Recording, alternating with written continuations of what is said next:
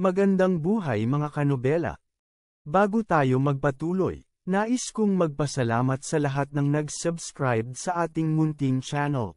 At sa mga hindi pa nakapag-subscribe, kung maaari ay mag-subscribe na sa aking channel at pindutin ang notification bell para updated kayo sa bawat kabanata.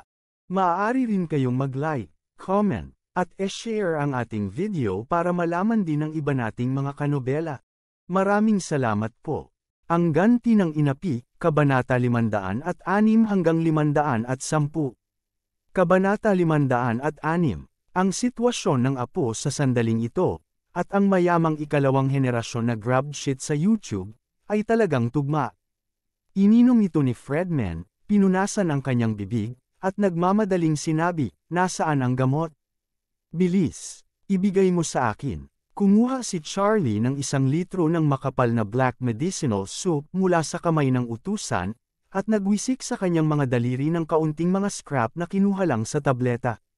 Pagkatapos, ngumiti siya at dinala ang sopas na panggamot kay Fredman, at sinabing may ngiti, halika, Fredman, kunin mo ito. May malakas na amoy sa bibig ni Fredman. Sa sandaling ito, hindi na makapaghintay ang iba na magtakip na kanilang ilong. Kaya kinuha niya ang sabaw at humigop ng marami. Ang subaw nitong sabaw na panggamot ay halos hinimete siya dahil sa pait. Hindi pa siya nakatikim ng napakapait na gamot sa kanyang buhay. It was so damn bitter, parang 10,000 bote ng hiwa ng licorice na natunaw sa mangkok ng panggamot na sopas. At ang panggamot na sopas na ito ay hindi lamang mapait, ngunit ito rin ay nasusunog ng husto. Ang dila na nasusunog sa bibig ay naging manhid, at pagkatapos, ang buong bibig ay naging manhid. Ang buong tiyan ay parang umiinom ng sulfuric acid, nasusunog at hindi komportable. Gayunpaman, sa parehong sandali ng inumin niya ito, agad na nakaramdam ng kakaibang uri ng init si Fredman, na kumakalat mula sa kanyang tiyan hanggang sa ibaba. Naibsan agad ang sakit doon. Hoy, napaka-fucking god.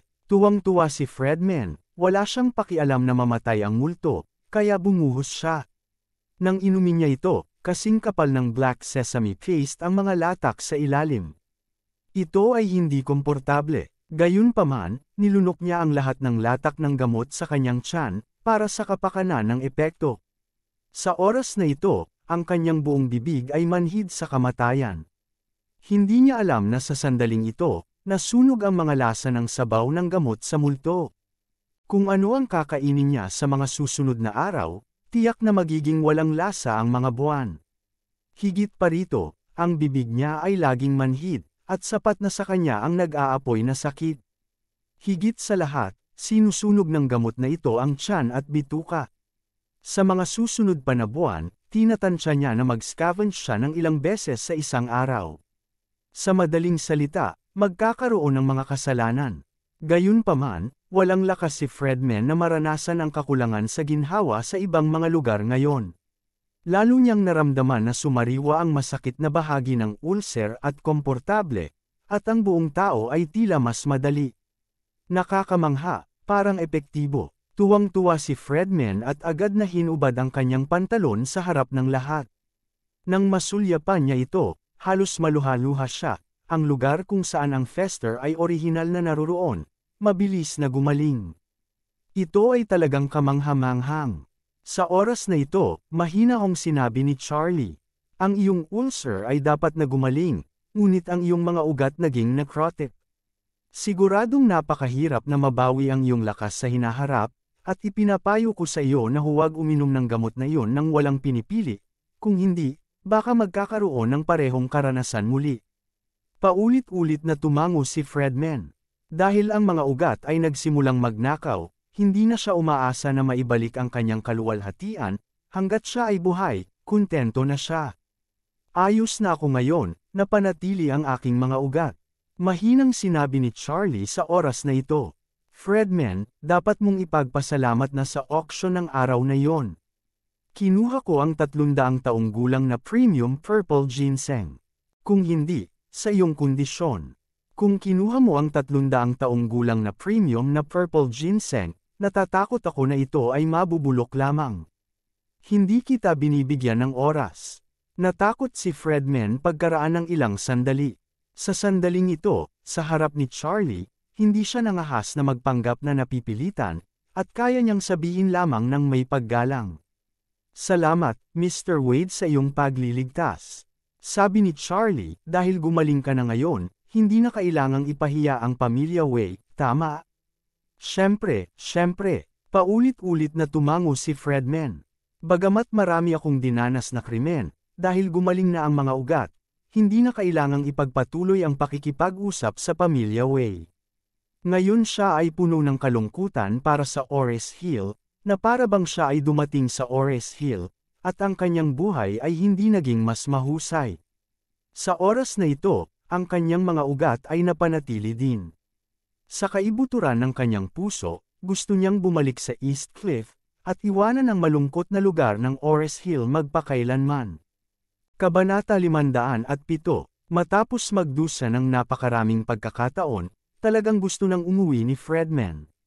Bukod dito, alam niyang hindi siya makakahanap ng paraan upang maibalik ang kanyang kaluwalhatian sa Ores Hill, kaya siya ay nais na bumalik muli sa East Cliff upang makita kung makakahanap siya ng isang dalubhasa. Ang isa pang bagay ay napakahalaga. Ang kanyang ina ay halos 84 na taong gulang. Bilang panganay, kailangan niyang bumalik para ipagdiwang ang kanyang kaarawan. Gayunpaman, hiniling ng kanyang ina na anyayahan si Chunky, ngunit ngayon ay tila si Chunky hindi pa rin siya pinatawad. Gayunpaman, pansamantala pa rin niyang tinanong si Chunky, "Tito, ang magiging piging sa kaarawan ng aking ina sa loob ng ilang araw. Iniisip ko kung maaari kang pumunta sa East Cliff para mag-enjoy dito." Blanco ang sinabi ni Chunky. "Fredman, sinabi ko na sayo na walang relasyon sa pagitan ko at ng pamilya Wilson, kaya hindi mo na kailangang sayangin ang iyong dila tungkol sa birthday party." Marahan na bumuntong hininga si Fredman at tumango. Kahit na gusto niyang ilagay si Chunky sa masamang old master sa lupa, sinabi pa rin niya ng buong pagpapakumbaba. Dahil nakapagdesisyon na si Tio, hindi nag-atubili si Fredman na pilitin ito. "Kung ganun, babalik muna ako sa East Cliff." Tumango si Chunky. Sinulyapan siya ni Fredman, saka tumingin kay Charlie, kumikiliti ang mga ngipin sa galit, pero ginawa pa rin niyang hindi umimik, kinuha ang kanyang bodyguard, at umalis. Nang makitang sa wakas ay umalis na ang Diyos ng salot. Si Yang Zheng ay lubos na gamaan ang loob. Bukod dito, natuklasan niya na nakakuha talaga siya ng magandang sangkap dahil sa isang pagpapala in disguise. Lumalabas na ang ugat na ulcer ay maaaring gamutin sa isang dosenang tradisyonal na sopas ng gamot at pinagsama sa kanyang sariling paggamot sa ihi. Ito ay kamanghamanghang. Kung ang sinuman ay may ganoong bagay sa hinaharap, pagkatapos ay maaari niyang ganap na gamutin siya.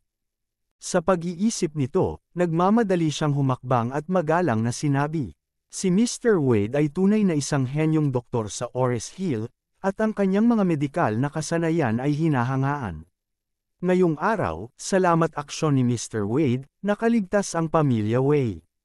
Maaalala ng pamilya Way ang kabaitan ni Mr. Wade magpakailanman. Nagbow din ng iba at sumaludo kay Charlie. "Thank you, Mr. Wade. Iniligtas ang pamilya Way sa apoy at tubig. Kami ay nagpapasalamat." Sinulyapan sila ni Charlie, at mahinang sinabi, "Hindi ako naririto para marinig na nagpapasalamat kayo sa akin." Kasabay nito, itinuro ni Charlie si Liang at sinabi kay Yang Zheng. Dahil nalutas na ni Liang ang gulo ng pamilya Way, gaya ng sabi mo, dapat siya ang maging chairman ng Way Pharmaceuticals ngayon, tama ba? Kailan ka pupunta para sa opisyal na anunsyo? Nang marinig ito ni Yang Zheng, isang bakas ng kawalang kasiyahan ang sumilay sa kanyang mga mata. Siya ang pinuno ng pamilya Way. Kailan ang pagkakataon ng isang tagalabas na uminom? At saka, paano magiging posible na makuha ng mga ligaw na species bilang chairman ng Way's Pharmaceuticals? Galit din si Robert sa gilid, sobra talaga itong tagalabas. Tinutulungan ang ligaw na species para agawin ang chairmanship. Hindi ba niya alam na siya ang panganay na anak ng pamilya Way? Si Liang, na ininsulto sa kalahati ng kanyang buhay, ay labis na nasasabik sa oras na ito, at puno ng pasasalamat ang mga mata nang tumingin siya kay Charlie. Sa oras na ito, itinuring na niya si Charlie bilang pangalawang magulang. Gayunpaman, ngumiti si Yang Zheng sa sandaling ito, at sinabing hindi nagmamadali. Mr. Wade, para sabihin sa iyo, ito ay family affair ng Wei family, not to mention the appointment of the chairman of the board, na napakahalaga, at kailangan nating isaalang-alang ang mga pangmatagalang pagsasaalang-alang. Kabanata 508, ang ibig niyang sabihin na ikaw, Charlie, ay isang tagalabas lamang, huwag kang makialam sa pamilya Wei. Nang marinig ito ni Liang, ang kanyang pananabik ay agad na nahulog sa ice cellar. Sa wakas ay napagtanto niya na siya ay niloko. At ito ay miserable, hindi handa si Papa na bigyan siya ng pagkakataon. Kahit na kinuha niya ang mahalagang snow ginseng, na iniwan ng kanyang ina para sa kanya, kahit na siya ay nakiusap kay Charlie na iligtas ang pamilya Wei, hindi pa rin siya gagawing chairman ng kanyang ama. Sa sandaling ito, sumimangot si Charlie, tumingin kay Yang Zheng, at malamig na nagtanong. Ano, gusto mo bang pagsisihan ito? Nagmamadaling sinabi ni Yang Zheng. Mr. Wade, wala kang alam tungkol dito. Ang sinabi ko sa dalawang aso noong panahong iyon, kung may makakatulong sa pamilya na malutas ang problemang ito, ang may pagkakataon na maging chairman ng board, si Liang ay nag-aambag sa pamilya ngayon. Siyempre, gagawa ako ng note para sa kanya. Kapag maghalal ng chairman sa hinaharap, natural na magkakaroon siya ng mas magandang pagkakataong manalo. Ang retorika ni Yang Zheng ay isang ganap na rogue, sino man ang makalutas sa krisis ay maaaring maging chairman ng lupon, at binago niya ang kanyang pahayag na sino man ang makalutas sa krisis, ay magkaroon ng pagkakataon na maging chairman. Ito ay, may pagkakataon, kinuha niya ang inisyatiba ng buong bagay sa kanyang sariling kamay, na parang paglalagay ng barya sa kamay, at magsimula dito. Ang barya ay positibo, at ang barya ay binaligtad. Ito ay kabaligtaran, sino ang maaaring manalo sa kanya? Medyo galit din si Robert sa tabi niya sa mga oras na ito. Anyway, wala na si Fredman, at nalutas na ang krisis. Hindi na siya gaanong takot kay Charlie. Nag-blur out lang siya. Charlie, ang family affairs ng Wei, wala itong kinalaman sa mga tagalabas. Kung ikaw ay nakakilala, umalis ka, ang pamilya Wei ay wala pang pagkakataon na maglaro ng ligaw. Si Yang Zheng din ang uri ng matandang aso, ay isang tao na forward sa halip na paurong. Nang makitang lumabas ang kanyang anak at pinunit ang kanyang mukha, diretsyong sinabi niya. Sa totoo lang, hindi ko talaga maibibigay ang Wei's Pharmaceutical sa wild species na ito ng bundok ng Changbei. Nakipaglaro ako sa hindi mabilang na mga babae sa buhay ko. Itong ligaw na ina ang pangalawa. Isa lang siyang baryo. Kung hindi ako bata at mainit, pakiramdam ko hindi komportable sa paligid niya. Nang marinig ito ni Liang, galit siyang sumigaw. Paano mo masasabi yan sa aking ina? Pinaningkitan ni Yang Zheng ang kanyang kilay at malamig na sumigaw. Bakit? Gusto mo pa bang tumahol sa akin? Ito ay talagang isang hindi pamilyar na wild species. Sa kasong ito, pinalaki ka ng pamilya Wei sa loob ng maraming taon, at hindi mo alam kung paano kami gagantihan. Sa isang walang kabuluhan, subukan ang negosyo ng pamilya ng Wei. Sa aking opinyon, umalis ka na sa pamilya Wei mula ngayon. Ibinaba ni Liang ang kanyang ulo at nagtatampo sa gilid. Sa kaibuturan ng kanyang puso, tinanggap niya ang kabiguan. Sinisi niya ang kanyang sarili sa pagiging walang muwang, na naniniwala sa mga salita ni Yang Zheng. Sa ganoong kaso, walang saysay na manatili sa bahay ni Wei, kaya mas mabuti na gumawa ng malinis na pahinga sa kanila. Sa pag-iisip nito, ikinuyom ni Liang ang kanyang mga kamao, nagngangalit ang kanyang mga ngipin at sinabing, Okay, simula ngayon, ako at ang iyong pamilya ay magiging lubos na walang kaugnayan. Tuwang-tuwa si Robert sa kanyang puso, at nakangiting sinabi, Kayong mga wild species, kayo pa rin ay kailangang mamatay. Matagal ka na naming gustong paalisin, hindi mo ba alam? Pagkatapos ng pagpapalaki sa iyo sa loob ng maraming taon, sapat na para mag-aksaya ng pagkain. Tumingin si Charlie kay Yang Zheng at nagtanong sa malamig na boses. Mr. Wei, hayagan ka bang humihingi ng paghihiganti? Sinabi ni Yang Zheng na may paghamak. Ito ang negosyo ng pamilya Wei, at wala itong kinalaman iyo. Hindi ka tinatanggap ng pamilya Wei sa ngayon. Umalis ka dito. Hindi naniniwala si Yang Zheng sa background ni Charlie, ngunit may formula na makapagpapagaling sa sakit ni Fredman. Ang gayong tao ay tiyak na hindi magagamot ang kanyang sarili. Bukod dito, ngayon ay gumaling na ang sakit ni Fredman, at iniwan na rin niya ang pamilya Wei. Nabanggaman siya at napatay ng sasakyan nang lumabas siya, wala itong kinalaman sa pamilya Wei. Kung ganun, bakit ka mag-abala na ilagay si Charlie sa kanyang mga mata? Kabanata 500. Ang paghihimagsik ni Yang Zheng ay hindi lumampas sa inaasahan ni Charlie. Hanggat mayroong higit sa isang bata sa pamilya, mahirap para sa mga magulang na gamutin ang lahat ng patas. Ito ay kalikasan ng tao. Parang laging nararamdaman ng matandang Mrs. Wilson na ayaw iwan ni Claire si Charlie, dahil hindi niya alam kung paano siya palakihin. Si Wendy, na palaging nakikinig sa kanya, natural na lalo siyang nasiyahan. Sa mga mata ni Yang Zheng, hindi niya tinuring si Liang bilang sarili niyang anak. Sa napakaraming taon, siya ay lumaki lamang sa pamilya Wei bilang isang utusan. Paano naman siya papayag na ibigay ang buong negosyo ng pamilya sa kanya? Sa sandaling ito, tumingin si Charlie kay Yang Zheng at tinanong siya sa malamig na boses, bibigyan kita ng huling pagkakataon, na ibigay ang chairmanship sa tamang tao. Maaari kang magsalita pagkatapos pag-isipan ito. Ngumiti si Yang Zheng at sinabi, hindi ko na kailangang pag-isipan yon. Sasabihin ko ulit sa'yo. Hindi ko kayang bigyan si Liang ng posisyon bilang chairman. Hayaan mong sabihin ko sa iyo ang totoo. Hindi ko inisip na ibigay sa kanya ang posisyon ng chairman mula sa simula, kahit na nailigtas niya ang pamilya Wei ngayon. Sa aking mga mata, siya ay palaging isang anak sa labas na hindi makakarating sa mesa. Ang babae mula sa isang nayon sa Changbai Mountain, ang nagdadala ng basura ng kanyang kapanganakan. Sa sinabi nito, tumingin muli si Yang Zheng kay Liang at sumigaw. Ikaw, isa kang aso na kumakain sa loob at labas. Pinalaki kita sa napakaraming taon. Gusto kong maging aso ka ng pamilya Wei. Maglakas loob kang maghangad sa pagiging chairman. Kung alam kong mayroon kang gayong lobo na ambisyon, hindi na sana kita kinuha, pero pagkatapos mamatay ng babaeng iyon, itinapon na sana kita sa banhil ng Changbai Mountain.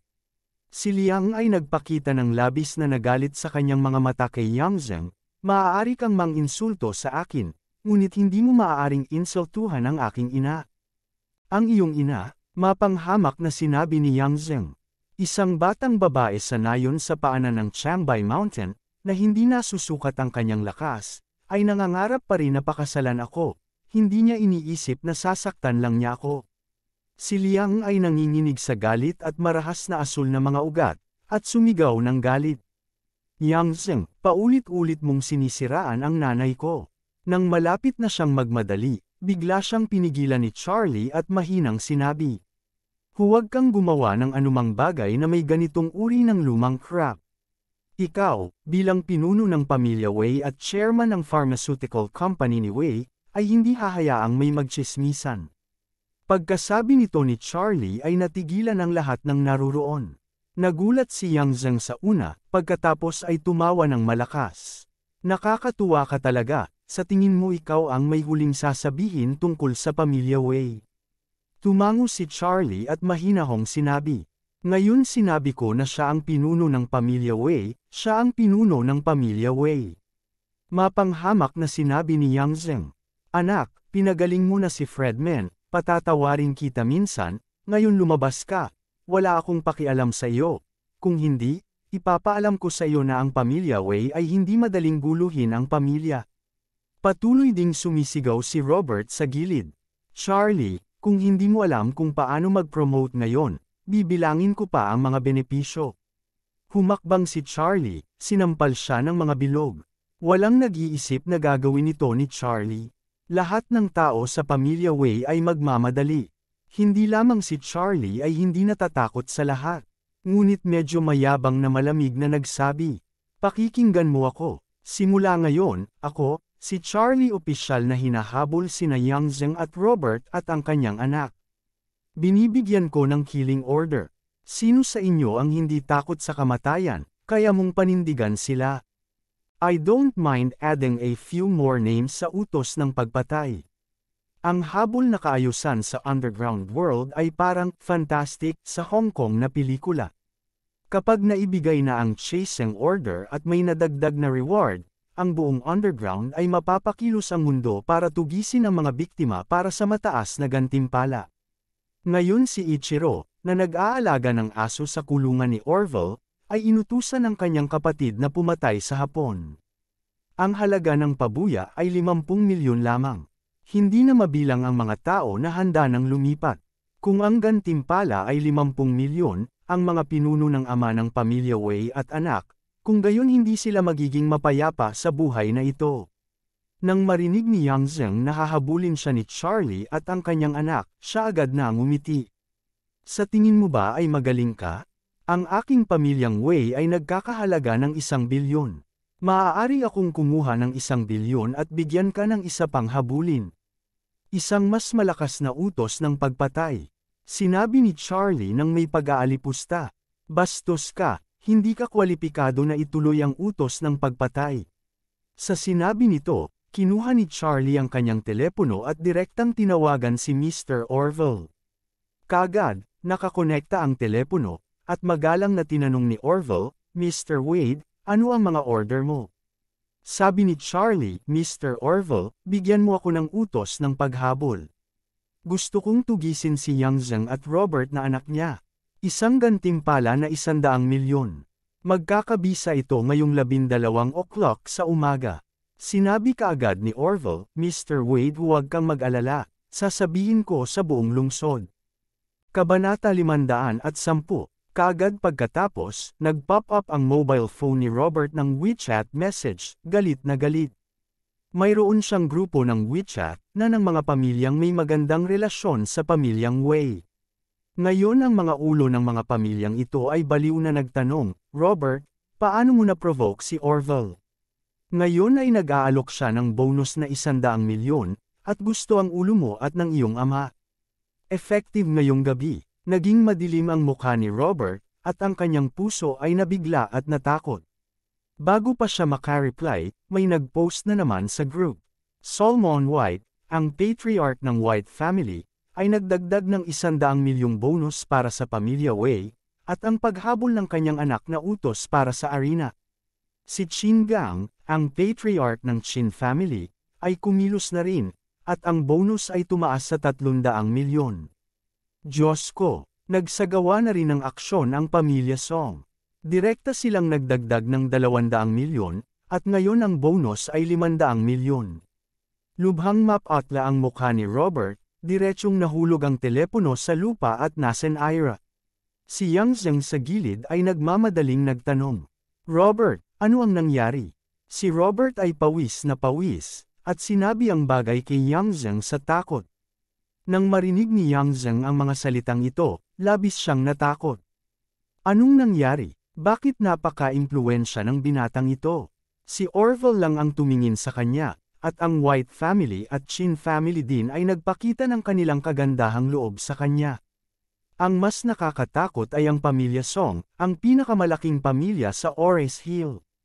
Kailangang mambola sa kanya. Ano ang pinagmula ng lalaking ito? 500 milyong bonus, napakaraming pera ang inilalagay dito, natatakot siya na ituturing siya at ang kanyang mga anak, bilang kayamanan sa ilalim ng lupa ng mundo ng bansa. Natakot talaga siya this time. Nakatingin kay Charlie na may walang pakialam na ekspresyon, ang kanyang binti ay nanlambot at diretsyong lumuhod sa lupa, nababalot ng malamig na pawis ang mukha, at nanginginig ang buong katawan niya. Ginoong Wade, maawa ka. Maging maawin. Lumuhod din si Yang Zheng sa lupa at nagsimulang magmakaawa, Mr. Wade, nagkamali ako. Hindi ko alam ang iyong kamahalan. Patawarin mo ako. Hinding-hindi na ako mangangahas na gawin ito muli. Ako ay handang maging aso para sa iyo. Malamig na tiningnan sila ni Charlie, at mahinang sinabi, gusto mo bang mabuhay ngayon? Hindi ka ba nagyabang ngayon lang? Agad na sinampal ni Yang Zheng ang sarili, umiiyak at sinabing, Mr. Wade, ako naman ay palaging nalilito. Hindi ko binaling ang isip ko ngayon. Patawarin mo ako. Pagkatapos magsalita, sinabi kaagad ni Yang Zheng, Mr. Wade, simula ngayon si Liang na ang chairman ng Waste Pharmaceuticals at ang pinuno ng pamilya Wei. Nasiyahan ka ba ngayon? Malumanay na sinabi ni Charlie. Kung sinabi mo yan noong una kitang tinanong, nasiyahan ako, ngunit kung sasabihin mo ito ngayon, hindi ako gaanong nasisiyahan. Tinakat ni Yang Zheng ang kanyang atay, at nagmamadaling nagtanong, Mr. Wade, paano ka masiyahan? Tumingin sa kanya si Charlie, at malamig na sinabi sa maputlang mukha ni Robert. Hindi ba 10,000 na taong mababa ang tingin sa Changbai Mountain at Liang, ang babaeng lumaki sa ilalim ng Changbai Mountain? Well, kung gayon ikaw at ang iyong panganay na anak, sa buhay na ito pumunta ka lang sa Changbai Mountain para maghukay ng ginseng, at hindi ka makakaalis sa Changbai Mountain magpakailanman. Sa pagsasalita tungkol dito, ang ekspresyon ni Charlie ay naging sobrang malamig, at sinabi niya ang salita. Tuldok, makinig ka sa akin habang buhay, hindi ka makakaalis sa Changbai Mountain.